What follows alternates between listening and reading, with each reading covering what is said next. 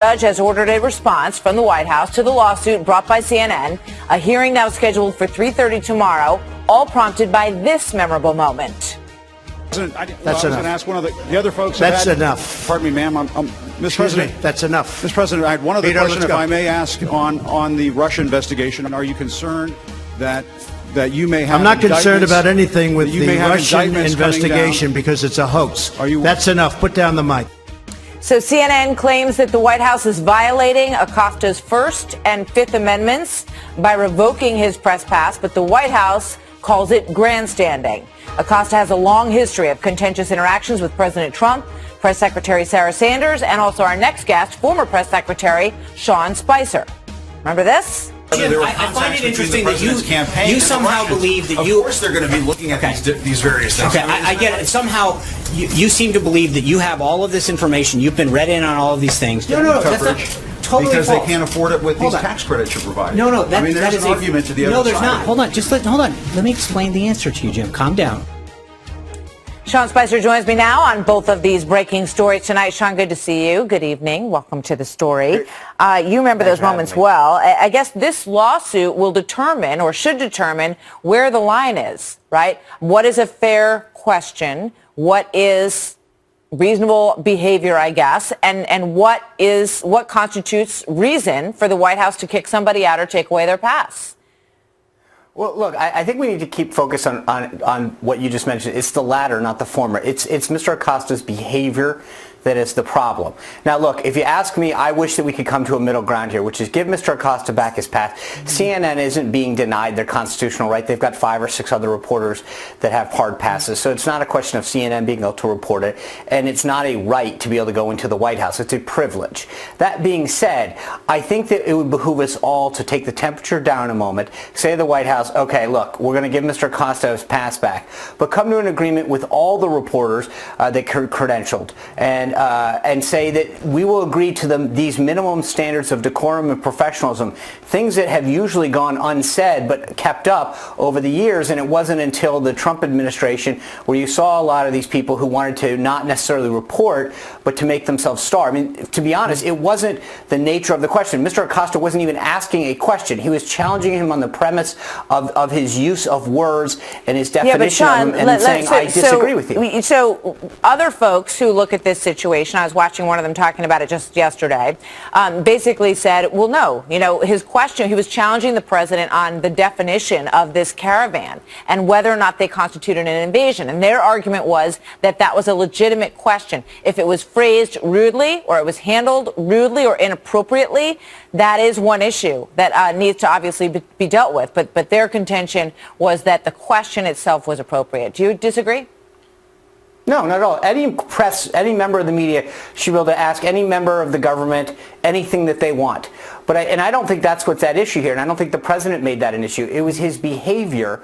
He asked and answered that question twice. He then asked a series of additional questions. Frankly, it was rude to the other reporters in the room who all deserve to have a question asked themselves. So this isn't about the nature of the question, and I think that that's where the lines are getting blurred. This was about Mr. Acosta's behavior and lack of respect for the office of the president. The president made it clear that Mr. Acosta's question was asked and answered twice. He went on to ask a series of additional questions. It was rude and unbecoming to his other fellow journalists more than anything else. So that raises an interesting point because the White House Correspondents Association is standing by Jim Acosta in this situation. Of course they are. But you raise an interesting point because that's also their responsibility to some extent to say, is it unfair to the other reporters in the room? Is it sucking up all of the oxygen in the room and making it all about him when there are lots of valid, important questions that need to be answered in the room?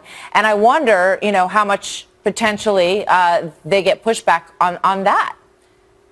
Well, I've actually spoken to several reporters, both who cover the White House, some who are much closer or served on the White House Communications Association, or Correspondents Association rather, and those that are just covering it. And I don't think they speak for anyone by any means. There's clearly a group of journalists that are disgusted and find Mr. Acosta's behavior out of line. But what happens is, and I wrote about this in my book, that there's a bunch of groupthink and fear of going against the groupthink that they all face in there. And so right now they all feel compelled to come out and say it. But privately, they'll tell you that they find his behavior unacceptable and doesn't bode well for their industry.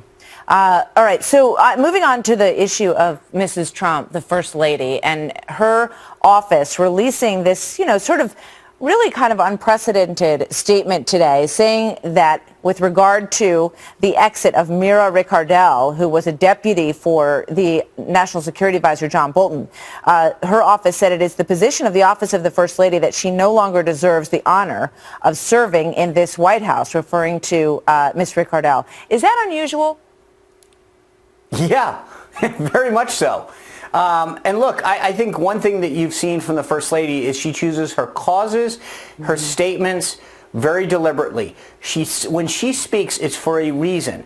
And I think that she gives, obviously, as she mentioned in that interview with David Muir that you played, she gives constant advice to her husband. She is an unbelievable political strategist. And for her to come out publicly and say this is really says something about the relationship that this particular staffer clearly has with the East Wing.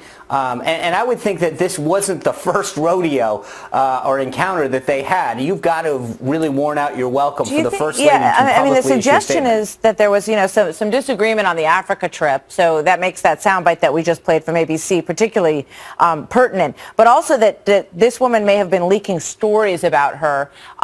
This is the second person who's an aide to John Bolton to exit the White House, and apparently the Defense Secretary Mattis was also had some issues with some of these individuals. So does that signal to you that Mattis's position is strengthened or that Bolton's is weakened? I mean, what can we take away from this?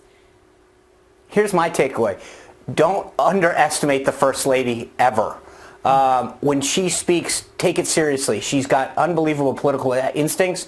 Her husband takes her counsel very seriously. She is very savvy when it comes to the media and the political strategy of her husband. So I would never in my life cross her. And the idea that it came to a public statement tells you that this particular person clearly didn't get the hint. Very, very interesting. Okay, Sean, thank you so much. Good to see you tonight. The battle between the media and the Trump White House just got dialed up to 11. CNN is now suing President Trump and several aides for revoking Jim Acosta's press pass after this now infamous moment in the Eastern Watch. That's not an invasion. Honestly, I think you should let me run the country, you run CNN, and if you did it well, your ratings Let would me be ask much you, better. if I may ask one other question, Mr. President, if I may ask one other question, are you worried? That's enough. That's enough. Mr. President, That's enough. ask one of the other folks. That's enough. Pardon me, ma'am. Mr. Excuse President, me, that's enough. Mr. President, I have one other Peter, question let's that go. I may ask on the Russia investigation. Are you concerned that you may have... I'm not concerned about anything with You the may have Russian indictments coming investigation because it's a hoax. That's enough. Put down the mic. Ooh, he was like, shut your pie hole, Jim. The lawsuit alleges the White House is violating the network's and Acosta's First and Fifth Amendment rights and requests the correspondent get his credentials back immediately. In a statement, White House Press Secretary Sarah Sanders responded saying, quote, "This is just more grandstanding from CNN, and we will vigorously defend against this lawsuit. The First Amendment is not served when a single reporter of more than 150 present attempts to monopolize the floor." Earlier this evening, a judge ordered the administration to respond to the lawsuit by 11 a.m. tomorrow and set a hearing for 3:30 p.m. My next guest has had his fair share of battles with Acosta. Joining me now, former White House Press Secretary Sean Spicer. Oh, Sean, how do we maintain this critical balance between the press, the president, and the Constitution? Actually, I think the answer is fairly simple. And that is that if we can agree to a set of standards of decorum and professionalism, then we should be okay. I think that the press should be able to ask any question that they want. And where I think some of the reporting is off on this is they keep talking about, Acosta's being punished for asking a tough question. That's not at all what happened. It's Acosta's behavior that's the issue. And I think that the president was asked and answered his question multiple times. Jim Acosta didn't want to ask a question. He wanted to debate the president. And I think that there's a difference. And so I think if we can actually set a level of decorum and professional standards, which is you have every right to ask whatever you want, but when it's answered, you allow your other colleagues to get their chance. And Sarah's statement was right. I mean, you've got 150 plus members of the press at that press thing that all had questions, and they wanted theirs answered. And it wasn't Jim's press conference to dominate. So there's a level of decorum, which is you get your question answered. The president says thank you, and let's move on. Yeah. You don't. It's not your microphone. It's not your press conference. Now, And what about the idea that CNN is saying that protection of a free press is enshrined in the Constitution, and It is. and the president doesn't get to kick out the press because they challenge him? And CNN says, Jim Acosta has been doing this for a long time, and it is his job to challenge the president. But Kennedy, a couple things. Let's just be clear. CNN is still there. There are 4, 5, 6, 7 other members of the CNN team covering the White House. They have 50 passes to the White House. Okay, so there you go. They have 50 passes. Plus, it's just those are what they call the hard passes. They can apply for a day pass or a week pass at any time, which is how a lot of reporters gain access to the White House on a daily basis. So let's be clear. This isn't the be-all and end-all. But the bottom line is this doesn't have to do with asking tough questions. It has to do with decorum. Jim got to ask his question. And then he got to ask it again. And it's annoying, and I understand that, the rationalization is, well, this is how the president treats us, therefore we're allowed to treat him this way. And the emotional volley, the back and forth between the president and the press is actually satisfying for both parties. The problem that a lot of these reporters have with Jim Acosta is he hogs up. He's such a ball hog, and it's about him. It's not about issues. And there are some really critical questions for this and every administration that other people don't get to ask because Jim Acosta is being a dum-dum. Well, sure. I mean, listen, like you said, there's 150 folks there.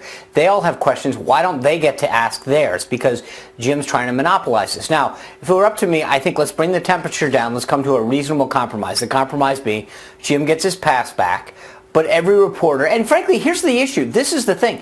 This isn't 5% of these guys behave in a professional, respectable manner. They ask the president or the press secretary their question, they get it answered, and they move on. They report on it.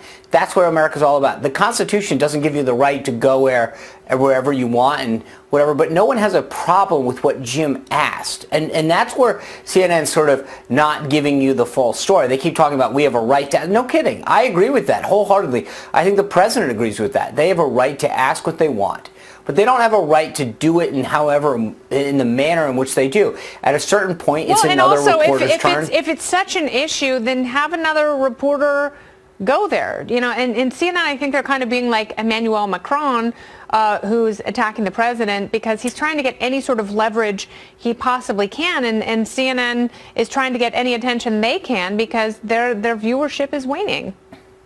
Well, and I actually, here's the thing that I think is sad about this.